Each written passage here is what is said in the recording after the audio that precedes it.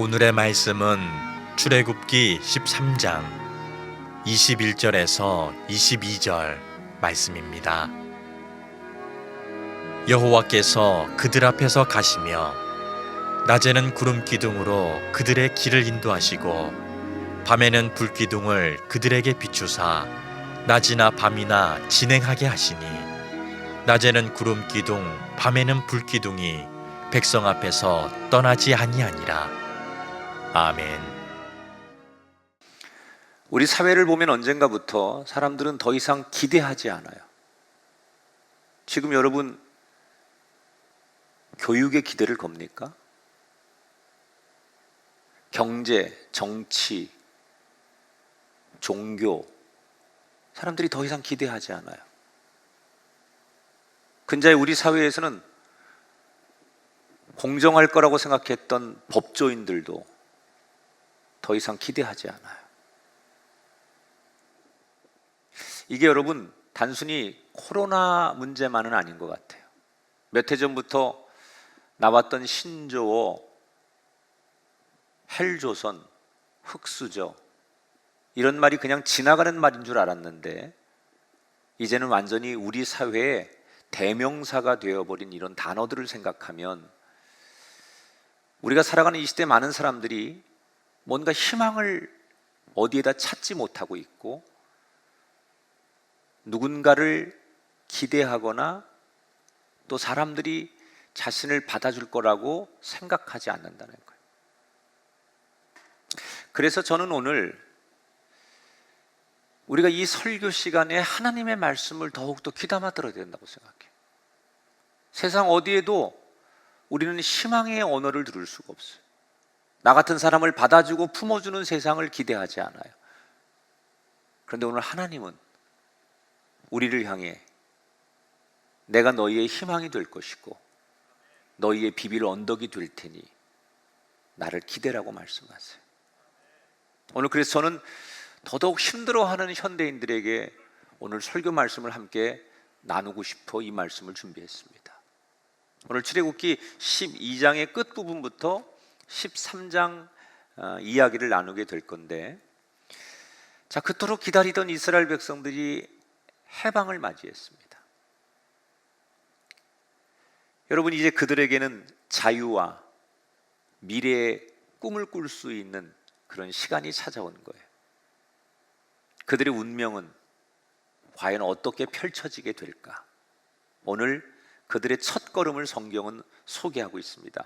43절에 보니까 여호와께서 모세와 아론에게 이르시되 유월절 규례는 이러하니라 라고 얘기합니다. 자, 지금 430년간 종살이 하던 이스라엘 백성들이 신분의 자유를 얻었습니다. 그래서 많은 이스라엘 백성들이 지금 흥분되어 있는 상태. 우리가 8.15 해방을 맞았거나 6.25 전쟁이 중단되는 선언을 했을 때, 또는 우리 근대 역사에 독재 정권이 무너지고 새로운 민주화 정부가 생길 때, 또는 월드컵에 우리가 4강에 올라갔을 때, 그 밖에 등등 우리 인생 속에 사람들이 극적인 흥분 속에 거리로 뛰어나와서 만세를 부리고 기뻐했던 그런 많은 일들이 있었습니다. 그러나 430년간 종살이 하다가 신분의 자유를 얻어서 해방된 이 이스라엘 백성들의 흥분에 여러분 비교가 되겠습니까? 정말 너무너무 이 사람들이 어떤 것으로 비교할 수 없을 만큼 이제 노예에서 자기들이 자유했다는 것만으로 너무너무 기뻐하는 거예요. 이제 떠나면 돼요. 그런데 바로 그때 흥분되어서 군중들이 막 몰려들고 있는데 하나님께서 조용히 모세와 아론을 부르십니다. 그리고는 따로 모세와 아론에게 앞으로 이스라엘 백성들에게 유월절 이 정신을 잘 가르쳐라 이렇게 말씀을 하세요. 여러분, 그동안 이집트 파라오 왕과 싸우느라고 그리고 10가지 재앙이 내리는 동안 모세와 아론이 얼마나 수고했습니까? 그렇다면 이제 하나님께서 그동안 애썼으니 좀 쉬고 평안하고 다음 일정을 내가 너희들을 위해서 이렇게 준비했으니 이렇게 평안히 가라, 이런 말씀을 주실 줄 알았는데 하나님께서 모세와 아론에게 다시 유월절에 대해서 강조를 하시는 거예요. 왜 지금 하나님이 이미 다 지나갔고 이제 떠나면 돼야 되는 이스라엘 백성들에게 유월절을 강조하시는 걸까? 지금부터 너희들은 이제 자유를 얻어서 하나님의 약속의 땅으로 가게 될 텐데 가다가 또는 가서 살면서 무슨 일이 생길지 모른다는 거예요. 그러나 어떤 일이 생기고 어떤 사건이 생기더라도 한 가지만큼은 놓치지 말라는 거예요. 그게 뭐냐? 유월절 정신이에요. 하나님께서 어린 양의 피로 이스라엘 백성들을 살려주셨다는 거예요. 이 정신은 무슨 일이 있어도 절대로 잃어버리면 안 되고 이걸 이스라엘 백성들에게 항상 강조해라. 그렇게 모세와 아론에게 하나님께서 당부하시는 거예요. 하나님께서 구체적으로 모세와 아론에게 말씀하시는 이 여러 가지 얘기들 중에 대표적인 게 어떤 게 있느냐? 첫째, 유월절을 매년마다 절기로 지켜야 되는데 아무나 유월절을 지킬 수 없다, 이렇게 말씀하셨어요. 이 말은 어떤 뜻이냐면, 지난 시간에 제가 이스라엘 백성들이 이집트를 이제 탈출할 때 그 행렬에 이스라엘 백성들만 있는 게 아니라 이집트 땅에 붙들려 왔던, 거기서 노예로 살고 있는 소수 민족들이 합세를 했다고 그랬어요. 심지어 이집트 사람들조차도 자기들이 믿는 파라오 왕, 이 땅엔 희망이 없다, 그래서 차라리 저들이 가려고 하는 저들이 믿는 하나님, 저들이 하나님이 인도하는 그 길을 따라서 우리도 함께 가자 해서 이집트 사람들도 이 대열에 낀 사람들이 있었어요. 하나님이 그들을 버리지 않고 그 행렬에 합류하도록 허락을 하셨다고 그랬어요. 그런데 문제는 유월절만큼은 이방 민족들은 지킬 수 없다. 안 된다, 그거예요. 만약에 이스라엘 백성이 아닌 사람들이 유월절을 지키고 싶다면 한 가지 선행해야 될 게 하나 있는데, 그게 뭐냐? 48절에 보니까 모든 남자는 할례를 받은 후에 유월절을 지켜라. 이 할례라는 게 뭐예요? 내가 하나님의 백성이 되었다라는 표시예요. 그러니까 할례를 받으라는 얘기는 하나님의 백성이 되겠습니다라고 결심하고 그것을 대내외적으로 사람들에게 선포한 뒤에 그때서부터 유월절을 지킬 수 있는 자격이 주어진다는 거예요. 여러분, 아무나 유월절을 지킬 수 없다 그랬어요. 내가 하나님의 백성이 되겠습니다 라는 결단이 있어서 구원받은 사람만 유월절을 지킬 수 있다. 이 말은 오늘 이 시대 많은 지성인들 가운데 감정적으로 나 같은 사람도 구원을 받을 수 있다고 생각하는 사람들이 있어요. 어떤 거냐면, 우리 집은 온 가족이 다 예수 믿어요. 되게 신실해. 부모님도 다른 가족들도 다 예수 믿고 나는 안 믿지만 또는 열심히 안 하지만 그런 믿는 집의 분위기 속에 나도 함께 살기 때문에 우리 집이 구원받으면 나도 더불어 구원받을 수 있다라고 감정적으로 스스로 위로하는 사람이 있어요. 여러분, 누가 내 대신 기도해 준다고 해서 내가 덤으로 구원받는 게 아닙니다. 구원은 내가 하나님의 백성이 되기로 결심하고 하나님의 백성이 되어서 사람들에게 내가 이제부터는 하나님의 백성이 되었습니다 라고 선포할 때 구원받는 거예요. 오늘 여러분, 나는 그 6월절의 축복에 참여하기 위해, 다시 말하면 구원의 반열에 서기 위해 우리 모두 한 사람 한 사람이, 특별히 여러분 가족들이 반드시 예수님을 인격적으로 만나고 하나님의 백성이 되는 이 중요한 문제가 해결되게 되기를 주의 이름으로 축원합니다. 그래서 우리에게 이 가족의 구원은 참 중요한 거예요. 너무 인간적으로 사랑하는 가족들인데 하나님의 백성이 되지 않으면 내가 아무리 열심히 기도하고 내가 아무리 열심히 예수를 믿어도 내 가족들조차도 구원받을 수 없다는 거예요. 두 번째로 6월절을 7일 동안 지켜라 그러셨어요. 이게 이제 무교절이죠. 그러니까 6월절의 정신을 7일 동안 지키는데 절기로 그 7일 동안은 누룩 없는 빵을 먹어라 그랬어요. 왜 누룩 없는 빵을 먹으라고 했을까요? 누룩이라는 게 여러분 뭐예요? 이렇게 발효되는 거잖아요. 부풀러 오르게 하는 거잖아요. 빵과 같은 것을. 근데 그런 것이 없으면 생밀가루로 된 것, 그 반죽이 부풀려지지 않은 것으로 먹으니까 진짜 맛없는 빵을 먹는 거거든요. 그런 걸 먹으라는 거예요. 왜 그러냐면 누룩은 죄를 상징하는 거예요. 죄라고 하는 건요, 여러분, 아무리 별것 아닌 것 같고 조그만 거라도 그냥 두면 점점점 그게 부풀러 오르고 그게 전염되고 그게 발효되기 시작하면 죄는 아무리 작은 거라도 삽시간에 커져서 우리를 지배하게 돼요. 그래서 지금 하나님은 이스라엘 백성들에게 1년에 한 번씩 일주일 동안 누룩 없는 음식을 먹으면서 마치 1년에 한 번씩 온 몸을 목욕 재개하듯 내 안에 있는 죄성, 하나님이 기뻐하지 않는 모든 죄를 정결하게 씻어내놓은 그런 절기를 의도적으로 지키면서 내가 하나님의 사람이라는 것을 다시 한번 확인하고 매년마다 그렇게 자기를 세워가라는 얘기예요.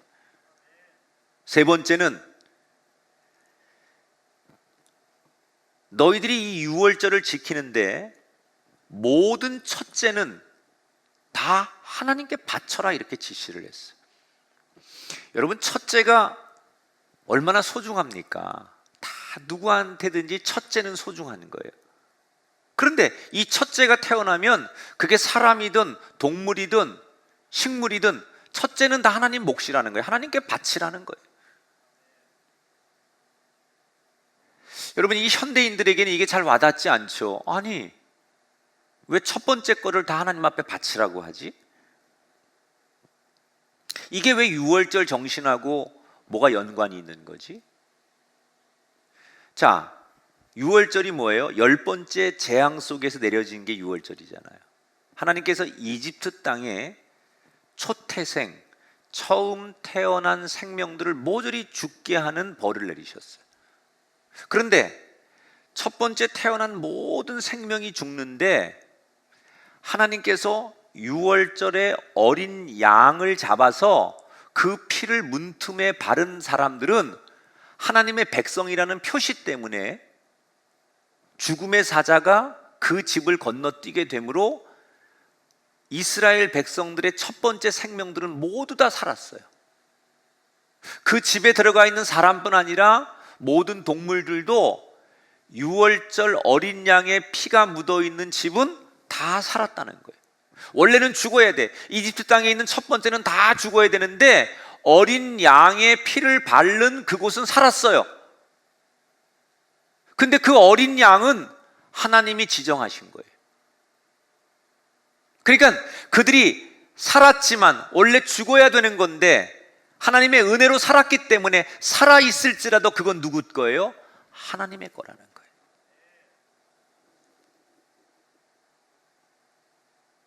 우리는 사실 예수님 믿기 전에 다 죽어 마땅한 죄인들 아닙니까? 그런데 어떤 이유에서 우리가 예수님이 십자가에서 우리를 위해 피 흘리신,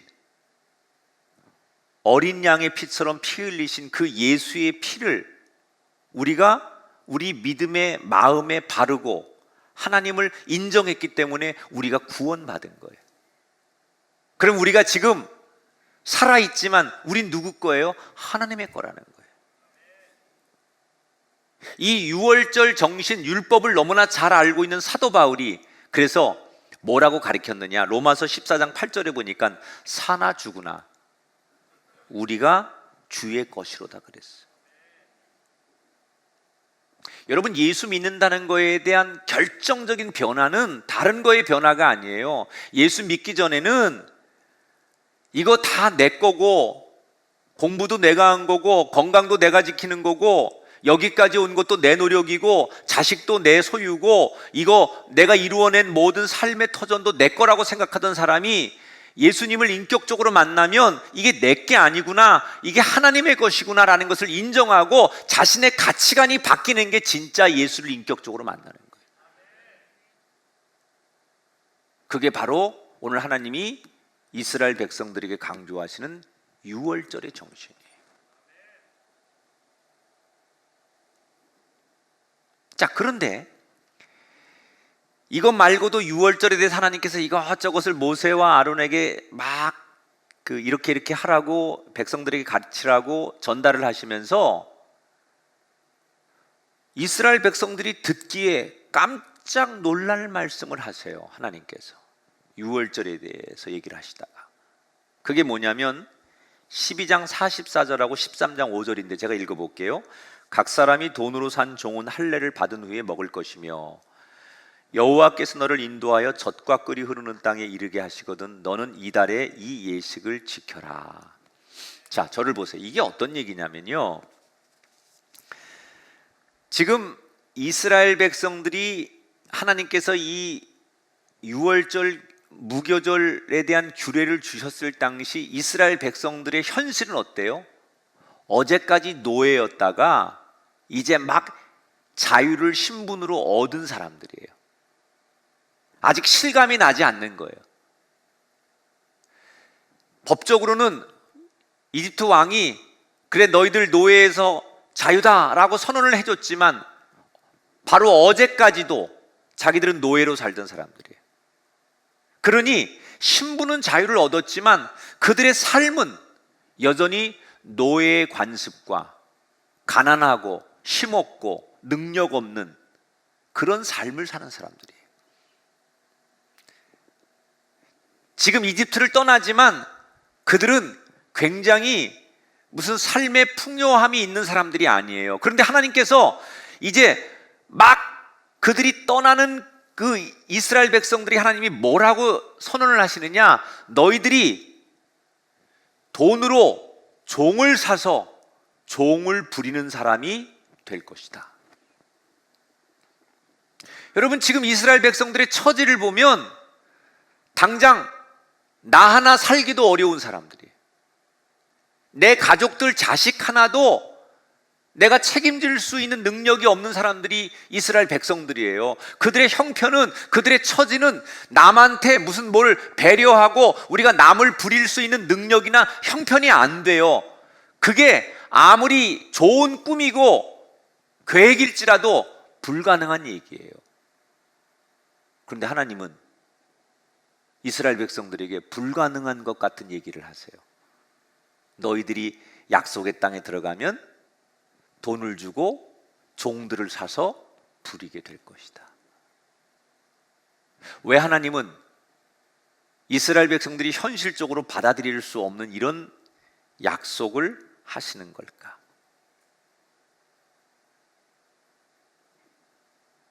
그건 내가 꿈꾼다고 되는 게 아니에요. 내가 계획한다고 되는 게 아니에요. 하나님께서 나의 인생에 계획을 만들어 놓으실 때 성취하는 거예요. 우리가 착각합니다. 내가 꿈을 크게 갖고 입을 크게 벌리고 내가 계획을 하면 이루어진다고 생각합니다. 아닙니다. 내가 계획하고 내가 꿈꾼다고 되는 것이 아니라 하나님께서 나의 인생에 내 처지와 형편과 능력과 상관없이 하나님이 내 인생 우리 가정에 어떤 것들을 이루시려고 다 계획하시면 그것을 믿으면 그대로 이루어지는 거예요. 지금 이스라엘 백성들이 이렇게 살겠다고 계획하는 게 아니라 하나님께서 그들의 인생을 이렇게 만들겠다고 계획하셨어요. 우리가 할 일은 뭘까요?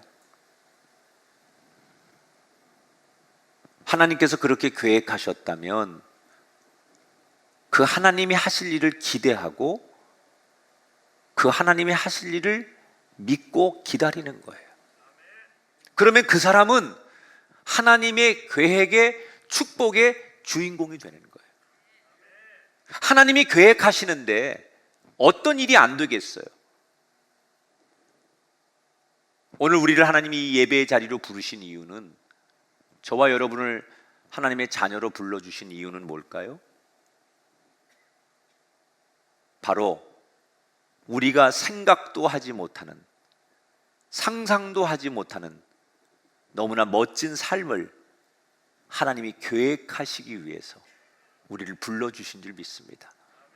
사랑하는 여러분, 너무나 어렵다고 절망하지 마십시오. 하나님이 여러분 인생을 계획하고 계십니다. 여러분 가정과 여러분 자녀를 계획하고 계십니다. 현실을 뛰어넘는, 불가능할 것 같은 일을 뛰어넘게 하시는 하나님의 위대한 계획이 여러분을 통해 세워져 있습니다.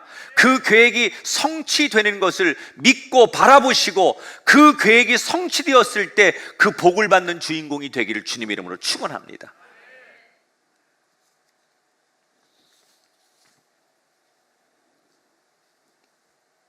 자, 이제 이스라엘 백성들이 떠나기 전에 하나님께서 모세에게 유월절 규례에 대해 다시 한번 신신당부를 하고 고센 땅에 이스라엘 백성들과 여러 족속들이 모인 거예요. 말 그대로 아수라장이에요. 여기는 부녀자, 아이들, 노인들, 가축들, 이거 몽땅 끌고 나와가지고 이제 새로운 땅으로 가려고 사람들이 다 북적북적 되는 거예요. 이제 지도자인 모세가 출발 이렇게 선언하면 가는 거예요. 그런데 출발이라고 선언을 하기 전에 모세가 잠깐만 기다리라고 하더니 그 이스라엘 백성들을 놔둔 채 어딘가를 다급하게 뛰어갑니다.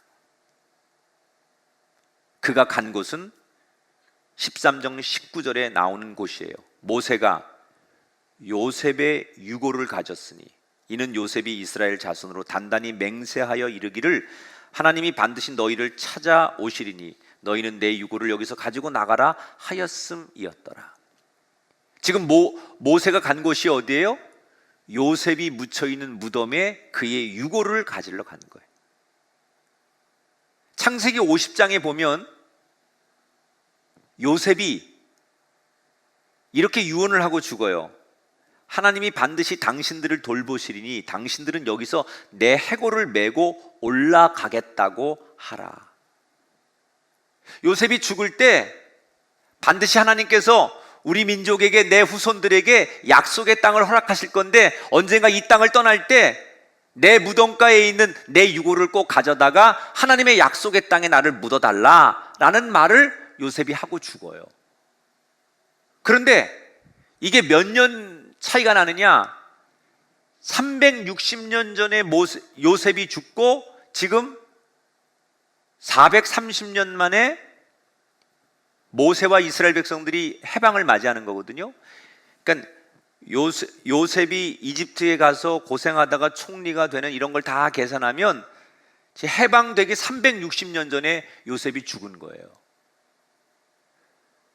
360년 전에 죽었으면 그의 죽었던 유언을 사람들이 다 잊어버릴 수 있을 거 아니에요. 그런데 그가 던진 유언을 누군가 듣고 또 그 다음 자식에게 그걸 얘기하고 그 다음 자식에게 이스라엘 공동체에게 계속 얘기해서 360년이 지났지만 그 영적인 유언을 잊지 않고 모세가 드디어 이집트를 떠날 때 그가 남겼던 유언대로 요셉의 유고를 취했다는 거예요.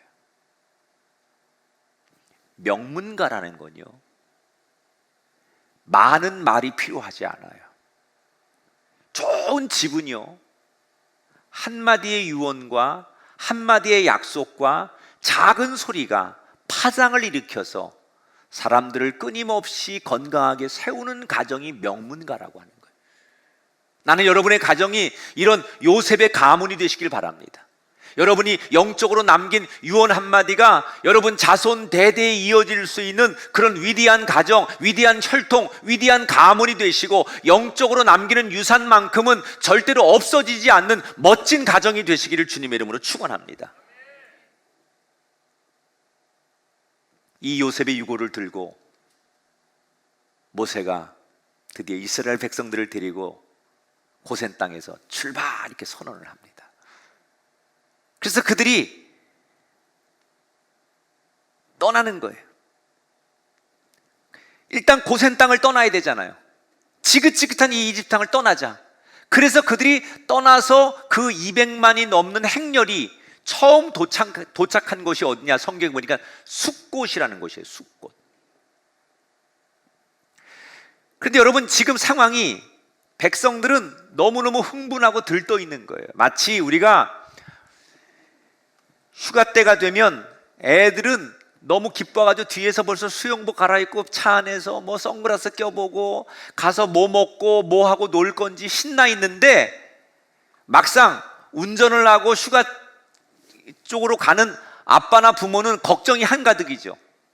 가면 어디다 숙소를 잡아야 되고, 가서 뭘 먹어야 되고, 또 안전해야 되는지 뭐 이런저런 걱정 때문에 머리가 복잡해지는 거예요. 애들은 천진난만하게 그냥 휴가를 가는 자체로 기쁘지만, 여행을 가는 자체로 기쁘지만, 그 여행을 인도하는 부모의 입장에서는 온갖 걱정거리를 다 가지고 가는 거란 말이에요.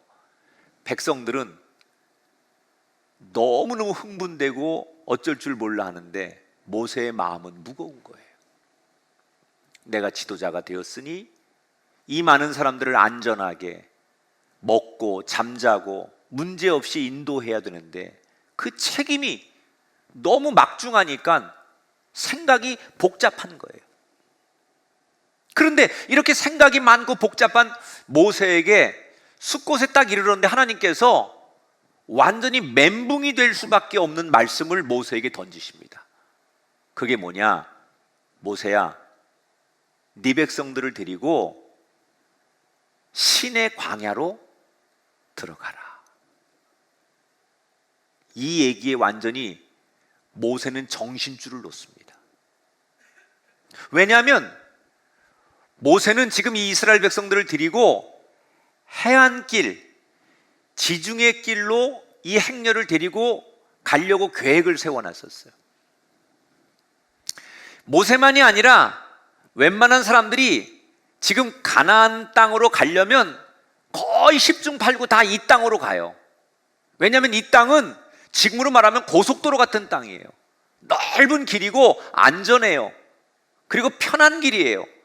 5일이면 갈 수 있어요. 그런데 하나님께서 이렇게 편하고 넓고 모두가 원하는 길을 놔두고 광야길로 가래요. 모세는 지금 이 길로 가면 되겠다, 이렇게 넓은 고속도로 길 놔두고 내가 이 길로 인도하면 되겠다라고 생각했는데, 하나님께서 그 길이 아닌 광야길, 여러분 광야길이라는 것은 길이 없는 곳이에요.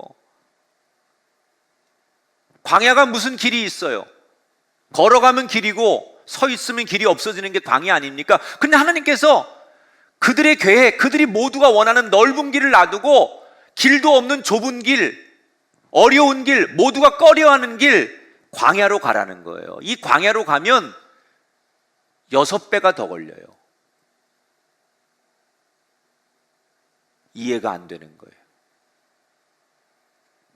그래서 모세가, 하나님이 그렇게 말씀하시는 너무 충격을 받지요. 근데 하나님이 곧바로 이유를 말씀하시는 거예요. 네가 가려고 하는 그 해안길, 넓은 길, 모두가 원하는 그 길, 그 길이 안 되는 이유는 그 길에는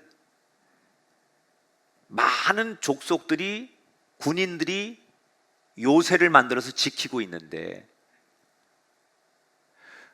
그 길이 편하고 넓기는 하지만 그 요새를 지키고 있는 군인들하고 다시 가다가 원치 않는 전쟁을 하게 되면, 너희 이스라엘 백성들은 전투력이 없는 민족이에요. 여태까지 노예로 살던 사람들이고 지금 같이 가는 사람들이 부녀자, 어린아이, 노인들, 가축들을 데리고 가는 사람들인데 싸울 능력도 없고, 그렇게 어려움을 당하면 이들은 다시 이집트로 돌아가자, 분명히 그럴 거라는 거예요.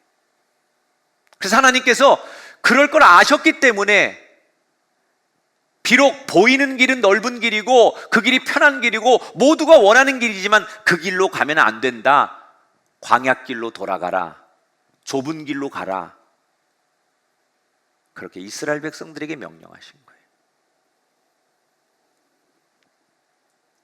저는 오늘 이 말씀을 준비하면서 문득 제 귓가에 이런 교인들의 고통에 울부짖는 울음소리가 많이 들렸었어요. 목사님, 왜 하나님께서 우리 가정에 나한테 다른 사람보다 더 많은 고난을 이렇게 오랫동안 주시는 거죠?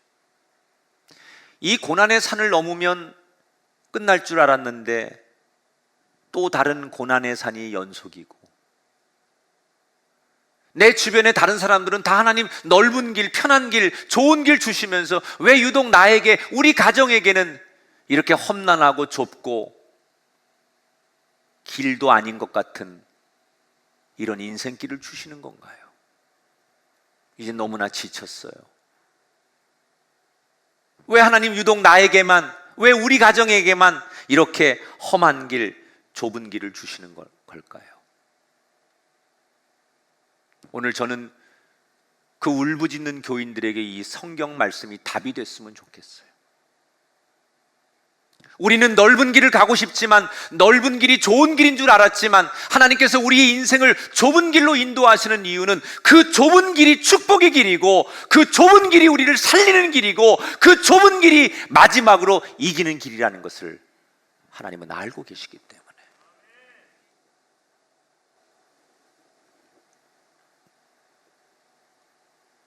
여러분, 좁은 길 앞에 원망하지 마시고, 하나님이 인도하셨다면 그 좁은 길도, 실패의 길도, 아픔의 길도 축복의 길임을 믿으시기 바랍니다. 그래서 넓은 길로 안 가니까 이스라엘 백성들이 왜 넓은 길 놔두고 이상한 길로 가냐고 항의하는 사람도 있었겠지만, 모세는 그들을 설득하고 다시 그들을 인도해서 이번엔 에담이라고 하는 곳에 도착을 해요.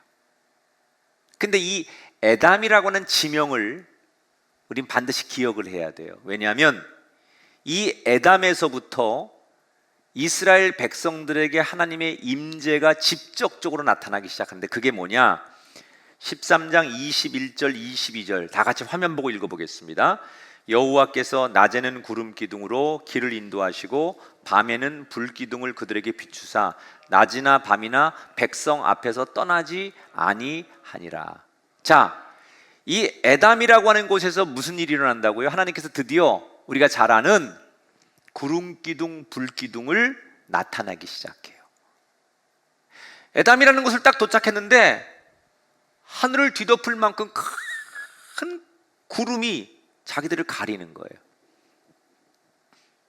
그리고 이 구름이 낮에는 해를 가리는 구름으로 쓰였다가 저녁이 되면 그들이 추위 속에서 얼어 죽지 않도록 불 역할을 해서 그들을 따뜻하게 지켜주는 구름 기둥, 불 기둥이 되는 거예요. 그러니까 여러분, 구름 기둥, 불 기둥에서 두 개의 구름 기둥이 있는 게 아니, 두 개의 기둥이 있는 게 아니고 하나가 두 가지 역할을 하는 거예요.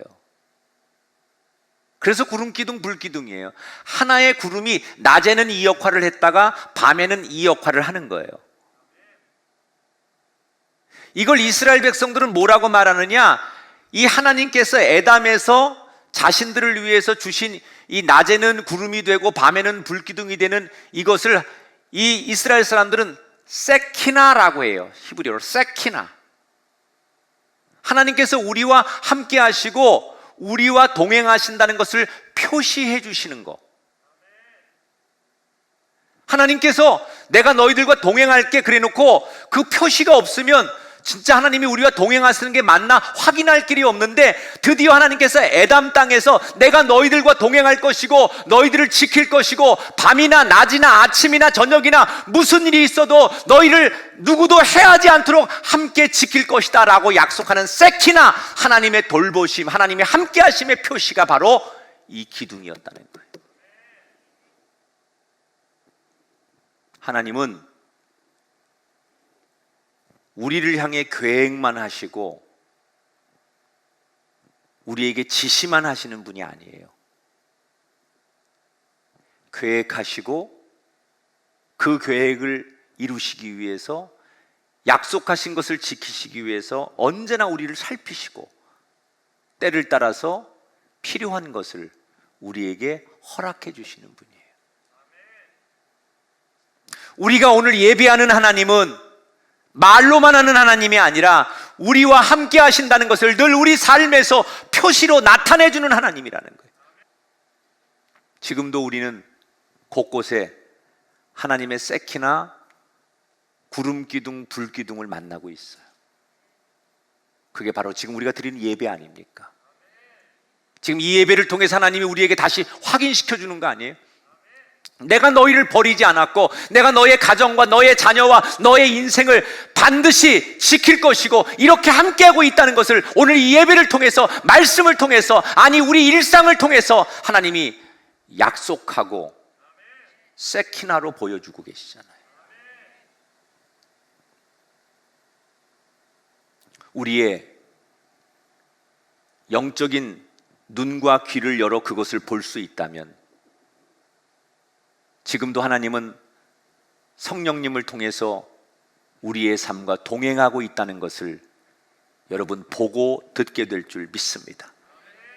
이 선하신 우리의 하나님, 그 어느 것도 기대할 수 없고 그 어느 누구도 기댈 수 없는 세상에 우리가 기대하고 우리가 의지할 수 있는 대상, 그분이 지금 이스라엘 백성들을 인도하셨던 그 하나님, 우리가 예배하는 그 하나님임을 믿으시고 오늘 그 하나님의 인도함 따라 저와 여러분이 일상에서 우리와 늘 함께 하시는 그 세키나의 은혜를 날마다 경험하고 가난의 주인공, 하나님의 계획이 성취되는 축복의 주인공으로 우리 모두가 하나님을 찬양할 수 있게 되기를 주님의 이름으로 축원합니다.